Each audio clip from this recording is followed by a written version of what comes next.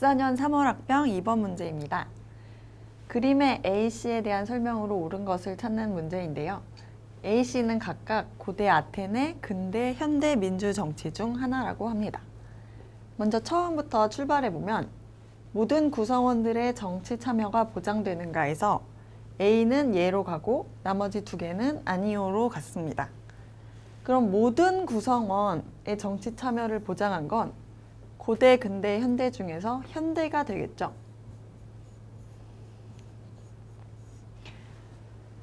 나머지 고대와 근대 두 가지를 구분짓는 건 이제 대의 민주제를 기본으로 하는가 이 질문인데요. 대의 민주제, 사람을 뽑아서 하는 민주제를 가리키죠. 대의 민주제를 기본으로 하는 거는 근대고 대의 민주제를 기본으로 하지 않았던 것은 바로 고대 아테네 민주제입니다. 이 사람들은 민회라는 걸 구성해서 스스로 다 결정을 했죠. 그래서 이렇게 고대, 근대, 현대를 특정을 하고 보기를 살펴보면요. 1번에서 입헌주의 사상, 헌법이란 게 등장한 게 언제인지를 묻고 있는데요. A는 현대를 가리키죠. 그런데 입헌주의는 근대에서부터 시작이 됐어요. 그렇기 때문에 1번은 틀렸습니다.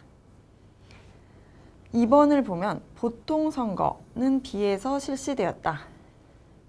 보통선거라는 건 누구나 남녀를 가리지 않고 재산이 있건 없건 아무것도 따지지 않고 모든 시민에게 일정한 연령 이상이 되면 선거권을 부여하는 걸 말하는데요. 보통선거가 보편적, 당연하게 실시가 된 거는 근대가 아니라 현대 때 비로소 실시가 됐습니다.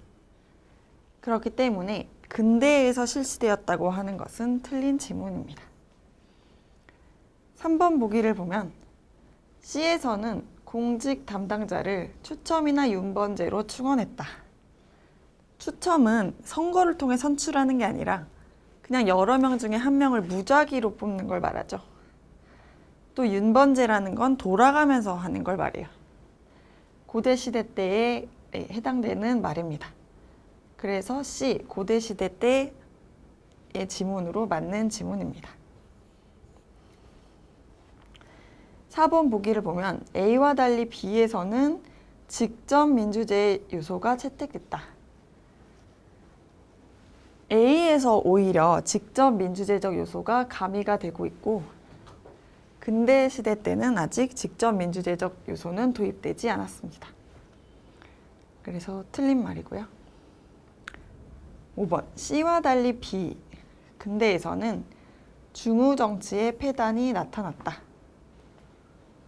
오히려 중우정치라는 건 직접 민주제를 실시하는 사람들에게 단점으로 거론되는 얘기라 가지고 5번은 틀린 지문입니다.